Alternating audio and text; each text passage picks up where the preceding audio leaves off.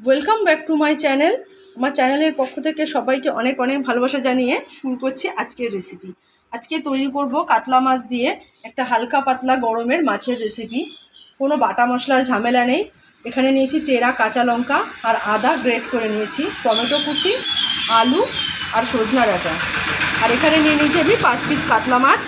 তো প্রথমে মাছে লবণ আর হলুদ মেখে নেব।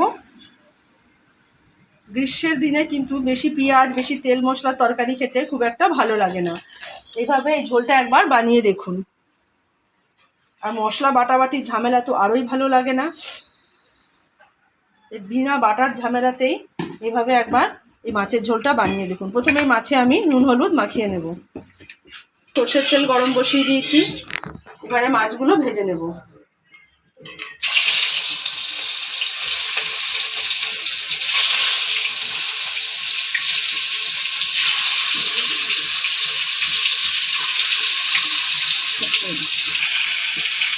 মাছগুলো এক পিঠ ভাজা হয়ে গেছে, এবার আমি উল্টে দেবো।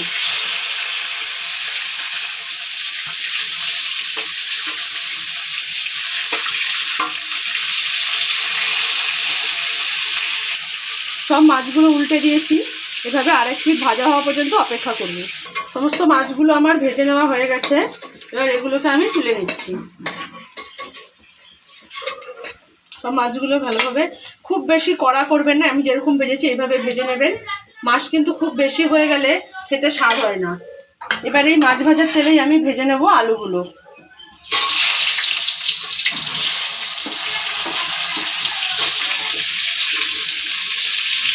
সমস্ত আলুগুলো ভেজে নিচ্ছি। আলুর মধ্যে দিয়ে দেবো লবণ আর হলুদ। দিয়ে দিচ্ছি লবণ,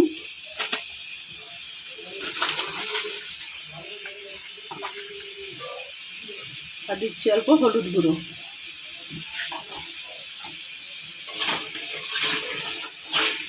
আর এই লবণ হলুদ দিয়ে কিন্তু এর মধ্যে আমি দিয়ে দেবো সজনে ডাঁটা। প্রথমে আলুটাকে আগে একটু ভালো করে ভেজে নিয়েছি, তার উপরে লবণ হলুদ দিয়ে দিলাম।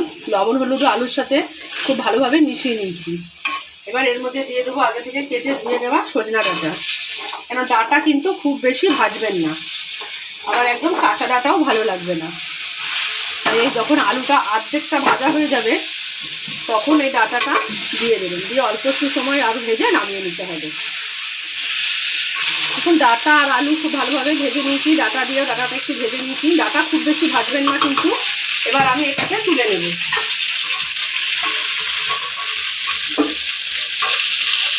এই তেলের মধ্যেও দিয়ে দিচ্ছি আমি আর অল্প একটু তেল, খুব বেশি তেল দেব না।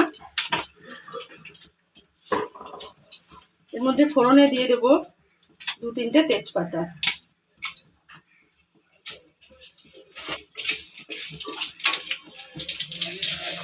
আর দেবো সাদা জিরে।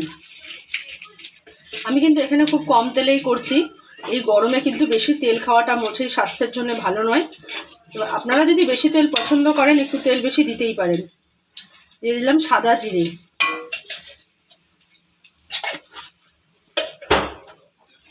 ফোড়নটা একটু নাড়াচাড়া করে নেব।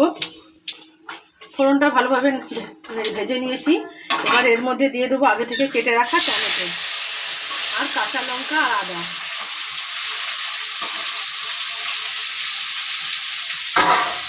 সব কিছু দিয়ে এবার আমি যে তরকারিতে যে লবণটা দেবো সেই লবণটা এর মধ্যে দিয়ে দেবো। এখনই লবণটা দিলে কি হবে, লঙ্কা টমেটো সব কিন্তু খুব ভালোভাবে নরম হয়ে যাবে।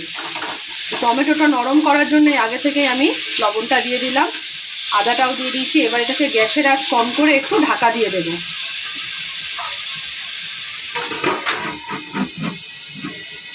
কম আছে 2-3 মিনিট। এবার 2-3 মিনিট পরে আমি ঢাকনাটা খুলছি। দেখুন টমেটো আর কাঁচা লঙ্কা কিন্তু কি সুন্দর নরম হয়ে গেছে। এবার এগুলোকে একটু খুন্তির সাহায্যে এভাবে একটু খুন্তি দিয়ে দিয়ে ভেঙে দেব, একদম নরম হয়ে যাচ্ছে। এগুলোকে কিন্তু খুব ভালো করে খুন্তি দিয়ে এইভাবে আমি ভেঙে নিয়েছি।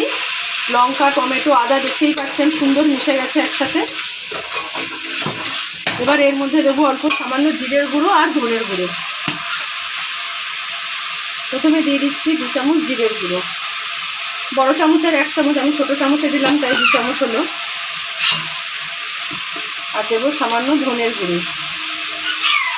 ধনে কিন্তু পেট ঠান্ডা করতে খুব উপকারী। এবার এর মধ্যে অল্প জল দেবো। আমি কিন্তু এখানে লঙ্কার গুঁড়ো দেবো না, আপনারা চাইলে কিন্তু কোনো মশলা ছাড়াও করতে পারেন।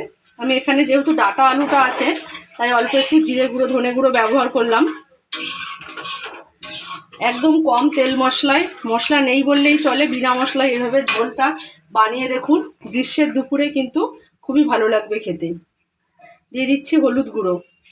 লবণ তো আমি আগেই দিয়েছি, তো লবণ আর দেবো না। এভাবে মশলাটাকে এবারে একটু কষে নেব। দেখুন সমস্ত মশলাটা কিন্তু আমার খুব ভালো করে কষে নেওয়া হয়ে গেছে। এবার এর মধ্যে দিয়ে দেবো আমি আগে থেকে ভেজে রাখা ডাটা আর আলু। এই ডাটা আলু দিয়েও আরও মিনিট 2-3 মশলাটার সাথে ভালো করে কষে নেব।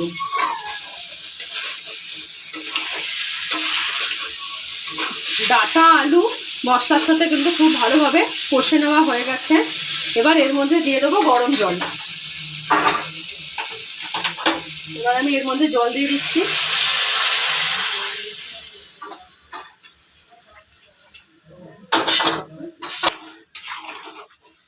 এবার সব দিয়ে ভালোভাবে নেড়ে নিচ্ছি।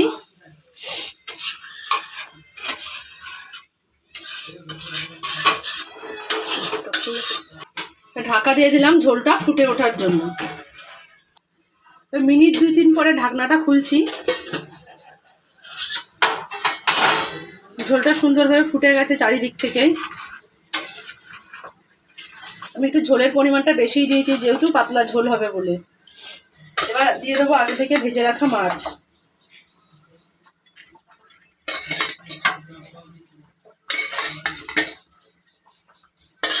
দিয়ে দিচ্ছি কাতলা মাছের পিসগুলো, দিয়ে নাড়াচাড়া দিয়ে এবার আরও মিনিট 5-7 ফুটিয়ে নেব। এভাবেই ঢাকা দিয়ে ফুটতে দেবো। 5-7 মিনিট পরে ঢাকাটা খুলছি। দেখুন মাছ ঝোল কিন্তু সব খুব ভালো করে ফুটে গেছে। এবার এটাকে পরিবেশন করে নেওয়ার পালা। তৈরি হয়ে গেছে আমার ডাটা আলু দিয়ে কাতলা মাছের পাতলা ঝোল। এভাবে একবার রেসিপিটি ট্রাই করুন আর প্লিজ চ্যানেলটা সাবস্ক্রাইব করুন। লাইক শেয়ার কমেন্ট করে পাশে থাকুন। সবাইকে অনেক ধন্যবাদ।